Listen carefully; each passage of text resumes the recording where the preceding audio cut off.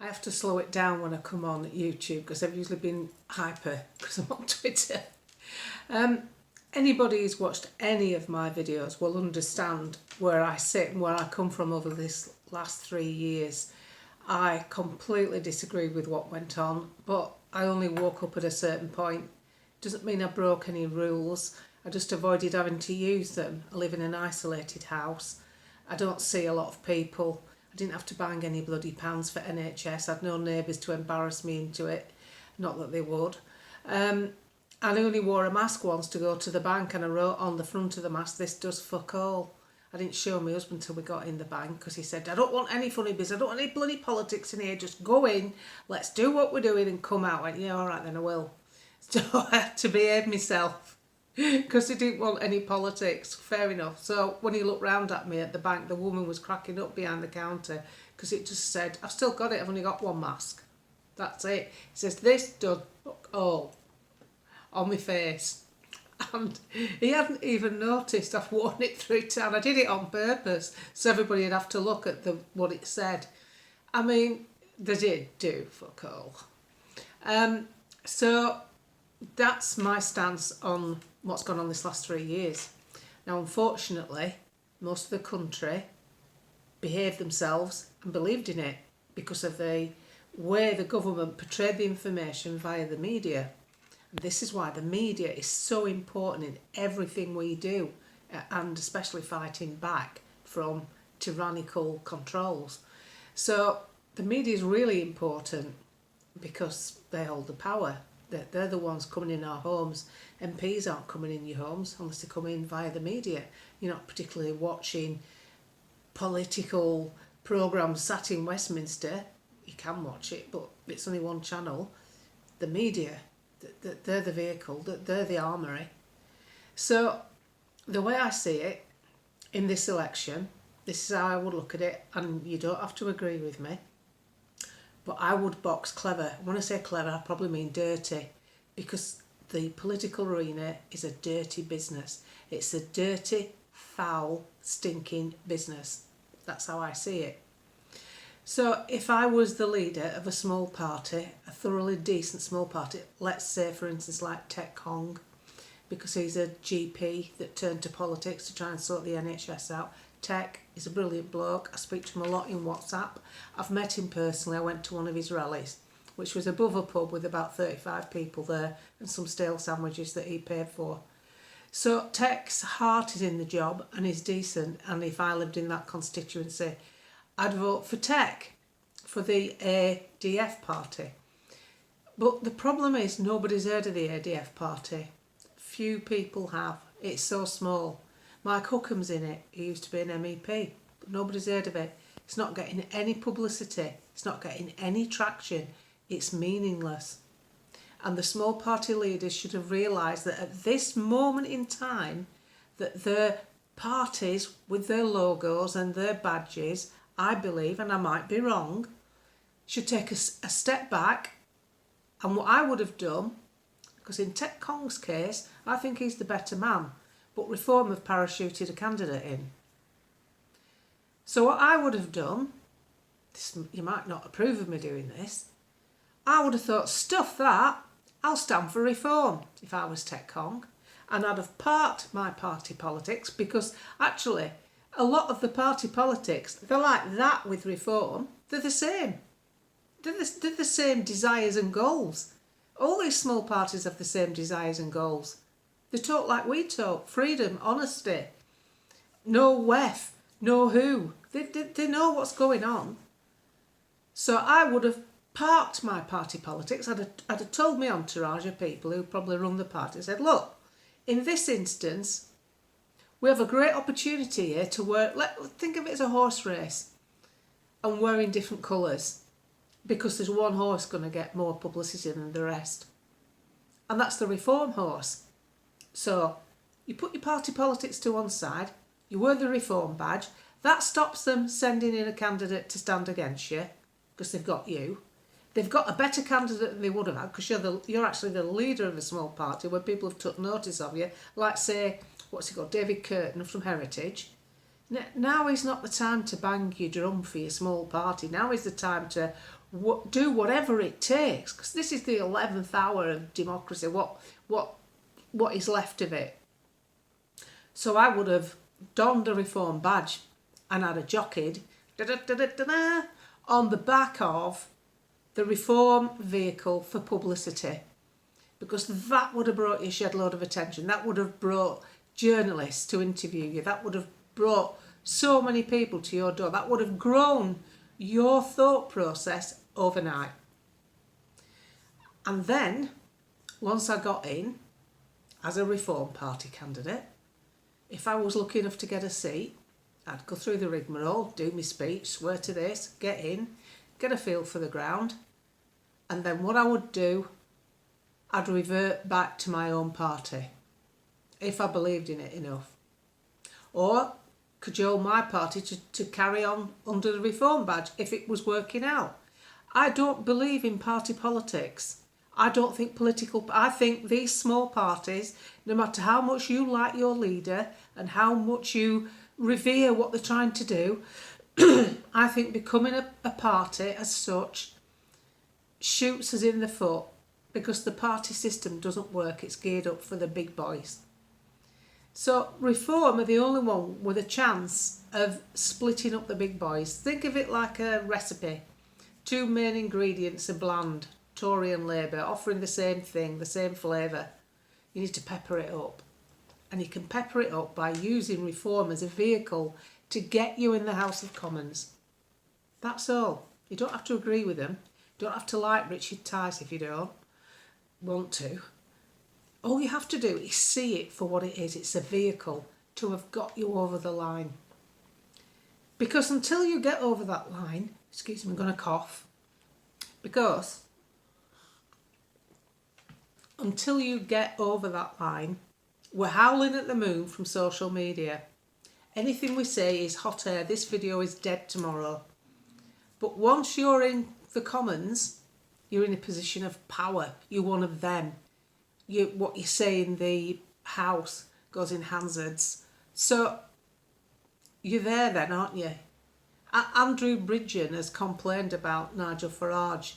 It's foolish because they're both on the same side. They might not agree with each other's methods. They might not like members of each other's teams, but they're on the same side. But Andrew is already in a position of power. He was in Parliament until this election.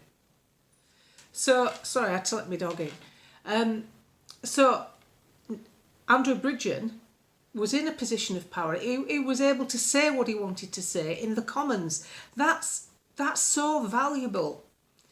So, whoever gets in the Commons gets the same sort of audience as Andrew Bridgen did. So that's how I see it with this election. This election isn't going to sort out all the problems in the country, but it gives millions of people hope. And Reform, like it or not, it's not the Heritage Party, it's not the ADF Party, and I like Ted Kong, I like Mike Hookham, I like what they stand for, but they don't stand for a lot different to Nigel Farage. They just have slightly different viewpoints.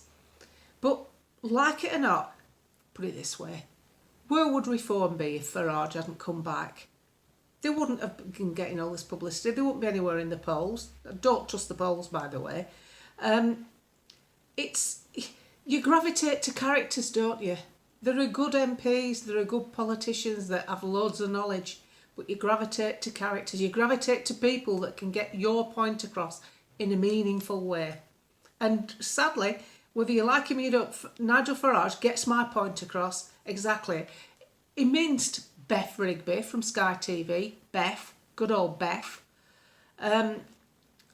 She's trying to hook him up, saying that he's a Putin apologist and supports the Kremlin. When has he ever said that? He hasn't. He's told you what's gone on because he's followed the history of what's happened in Ukraine and what's gone on in 2016, 2014 and even before then. This isn't apologising for Putin. I don't look at Putin like some bloody hero or a good politician. I don't think I'd dare live in Russia. Although I can see there are aspects of the country that are run a lot better than ours. But that doesn't mean I support him. It means that I'm saddened that my country can't look after this country the way he defends Russia. And when I say Russia, I mean Russian stuff. So the way I see politics right now, this spoiling your ballot paper, it doesn't mean anything. I'd love it to mean something, but it doesn't. You have to face that fact. Here's what will happen if you spoil your ballot paper. You spoil your ballot paper, and if there's a high volume of it, it will be a news item. Someone will sit there as an anchor on GB News or Sky and they'll say, and there's been an exceedingly large number of spoiled ballot papers, and then, shrugged shoulders, lots of tutting, move on. It counts for nothing. It's like not voting. It should count for something. If there was enough volume of I do not consent or none of the above, whatever you want, spoiled ballot papers, in a fair and reasonable society, somebody should sit down and say, 2 million people have spoilt the ballot papers. That's 2 million people that are bothered about politics and you haven't offered them a solution. That should be looked into. But at this moment in time, it's not. So people who are advising you to spoil your ballot paper are giving you bad advice. They might be good at doing certain things, but this is not good advice because it doesn't count for anything. It should. With politics, with it being such a dirty game, then the best we can hope for at this stage in the election is that as many people vote as possible to vote the two main parties down, so they have less and less seats. So you have to look at your own constituency. It's not going to be perfect. Like the constituency in Leicestershire where Ted Kong is. He'd be my man. I'd have to vote for him because I see him as the better person. He definitely will be the better candidate. But he's standing for ADF party. He's not standing for Reform. Reform are trying to make an impact carte blanche across the country. They're on a mission. They're spending a lot of money. They've got some backing. They're able to do this. So they're going to stand wherever they can. So I would have probably just nipped at their heels by saying, yeah, all right, I'll wear your badge. I'll wear your badge. You sods. I'll wear it. I'll stand for you. I'll get in. And then I'll do what I want. Because you're not going to change your politics, are you? Because your politics are so aligned. They're so similar. So you don't have to change it. You don't have to change it in your heart. You don't have to change what you mean as a person to stand up and represent others. You just have to get over the line. You just have to get in. So you might disagree with me on that. I'm not bothered. I'm telling you it's a strategy that would work. And it would have worked for people in smaller parties. So this election is just the starting point of change. It's not going to be the result you want because you're not voting for a government. The government's going to win. It's going to be Labour. I've said it in 124 posts and podcasts now. It's going to be Labour. Nigel Farage tells you every time he's interviewed, Labour are going to win. All these debates don't matter. They're chewing gum for your eyes. It's political chewing gum so that you've got something to occupy yourself because there's a lot of mushies out there who don't take any notice of me and don't do podcasts and don't listen to other people who just watch the telly and wait for EastEnders to come on and the news is a bit of an interruption to them. There's all them out there that'll be listening to it thinking they're getting a chance to vote. You can see it on Question Time with some of the questions they come up with. They think they're actually voting. Well, you know what I would like to say? Oh, get a grip. You're not going to see any of it. All you're going to see is that two parties swapping about. So what we've got to do is make sure both parties are weakened by Labour getting a poor majority and by the Tories hardly getting any seats. The Tories are not going to save you from anything because they aren't Tories. The Tories in name only. It's like the Republicans in America. What do they call them? Rhinos. Republicans in name only. They're not real Tories. Jeremy Hunt. You've got a candidate, a Tory candidate in Morecambe and Lunesdale called David Morris, a thoroughly decent chap, who said on GB News that one of his closest friends was Jeremy Hunt. That's the end of that then. If he can be your close friend and he can admire how China locked down and want us in masks longer and wish we'd done it more like China. Oh, that's it, you're done. You're done. That's it. Trust over. And there's so many people like that. So we have to get rid of them. And it doesn't matter if the ones that replace them aren't any good at the job. Because it means the job that can't get done. What is the job that's been done this last 4 years? Because all I see is a complete and utter financial, emotional and physical stitch up. We've been had over with our health, lied to make us terrified. Some people will never get their mind back in place. They've completely ruined a lot of kids. You should never ever have locked kids down like they did. They've completely trashed the economy. They couldn't have hit us. And emotionally, not being able to see your loved ones in an old people's home while somebody's giving them an overdose on a certain bloody drug, because the end of life has become all important. To end someone's life has been given to someone else's hands. A sodding care home owner or a bloody nurse that works there. What sort of society are we breeding here? Oh, there's a little note for by the side of your bed. Just stick that under next to your false teeth. And then we don't have to resuscitate if you have a wobbler because you're old. Can you see where I'm going? I'm meandering a bit now because I didn't want it all to be just about the election. God, it'll be over soon. But I hope you get where I'm coming from. It's a dirty business. Fight dirty. Fight dirty till you get the goal. The goal is the seat in the House. That covers the political end. But there's so much other work to be done away from the political end. There's things like listening to people talking common sense. A real good podcast was Neil Oliver's with Alex Story, the former Olympian rower. Listen to him. You might not have heard of him. I chat to him quite a bit on Twitter in Messenger. He's a right nice bloke, and he went into politics like he went into rowing. Honest, open, and tried his best. Look what they did to him. And that's the Tory party. You can't trust the Tories. It's over. The days of them saving you from socialism is over. Socialism is here, and it's getting stronger. It's going to be a form of luxury communism. Unless you fight back. And we are fighting back. Why do I say that? I'm quite uplifted by the fact reform's kicking around. This isn't about party politics and, oh, well, I can't do that. You know, I believe in the Heritage Party. All right, get on with it. Believe in the Heritage Party. Sit with them and go nowhere. Reform are offering a vehicle. And I honestly don't think if say, some party leaders had gone to Reform just to get in, and then 6 months later revert back, I don't think Nigel Farage would be bothered about that, because I think he sees what I see. All you need is to get new faces in the House of Commons and break it up. Break that recipe up of 2 bland ingredients, pepper the pot, shift it around.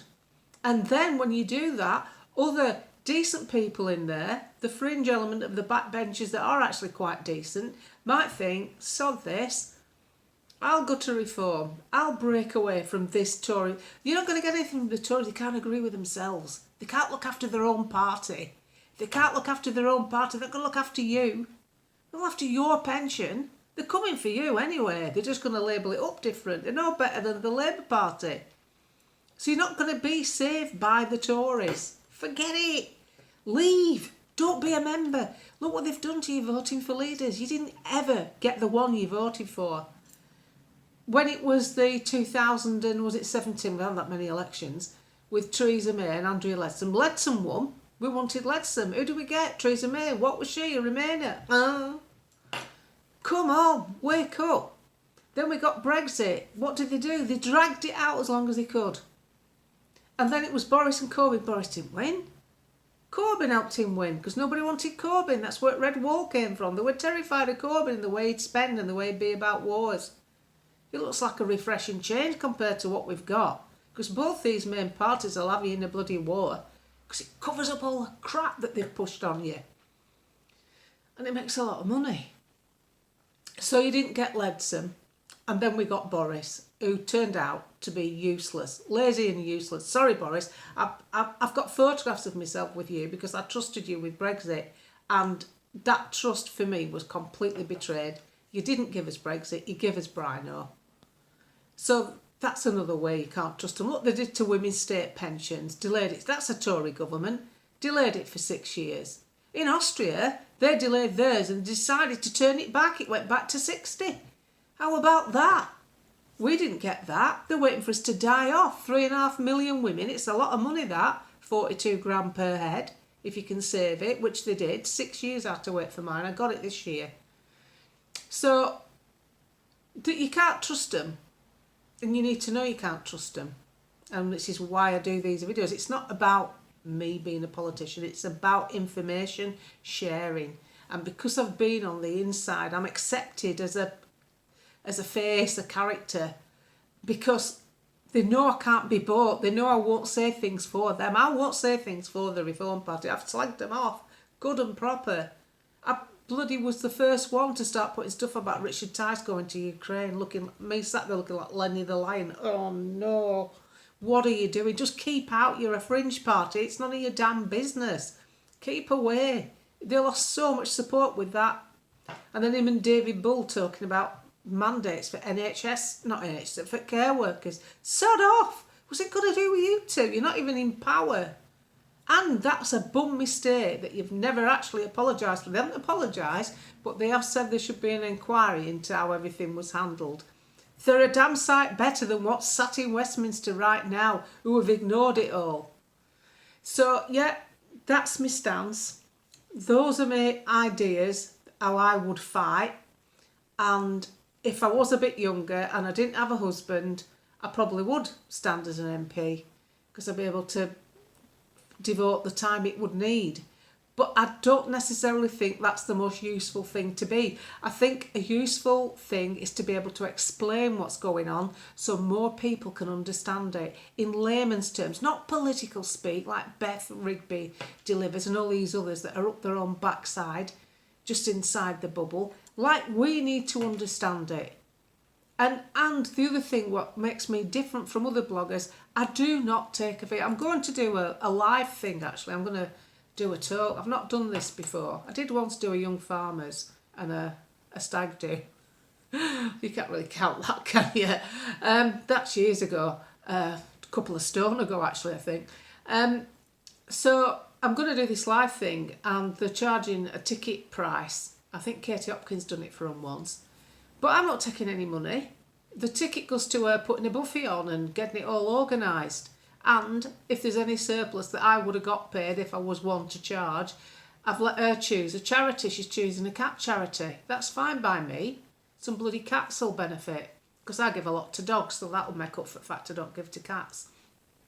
You know, I'll do another one. I've got another one lined up, and they've got a connection with Donkey Sanctuary. Fine, give it to Donkey Sanctuary. I don't want your bloody money. I'll never ask for money off the public, ever. I get paid a bit from Twitter because I've got a blue tick. But that's so I can write longer blogs and do longer videos. That's if my bloody copycat doesn't nick them. It's all right for him copying me on. He's now even included my YouTube handle on his about info on YouTube, because obviously I think YouTube must have been onto him to make him look like he's not plagiarising my stuff. Well, I've got a solicitor involved now anyway, so sod it. I'll have to bite the bullet and pay for one. I'm not putting up with it. It's weird, and he's plagiarising me on every frigging platform. I thought it was going to be all right, but he's not.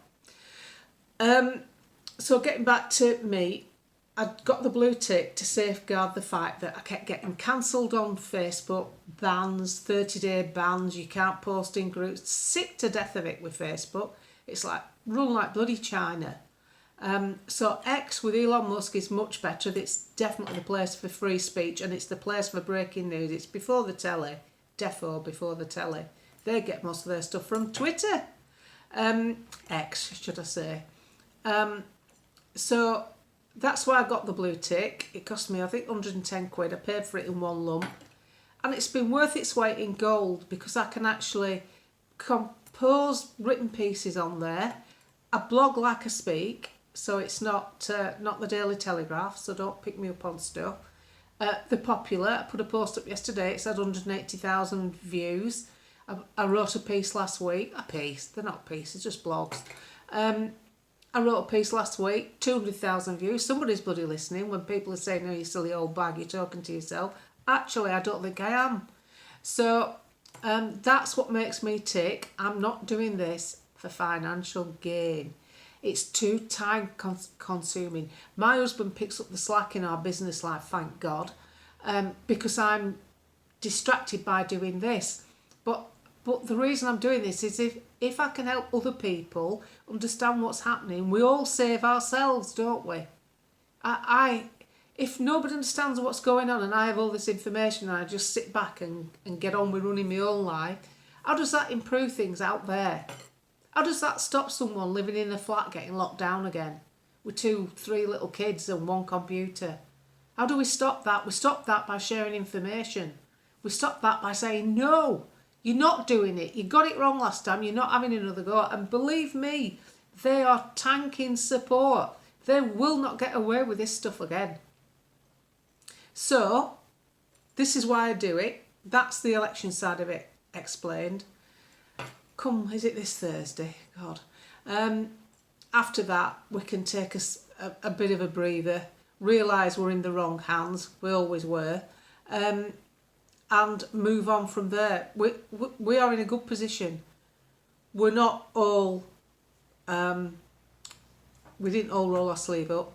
We don't all have a digital health passport. We didn't succumb to everything. ULEZ cameras are being chopped down. We are pushing back big time. And don't forget, they've used the race card, haven't they? Well, terrify them with a disease. They've used the race and it hasn't worked. That's it.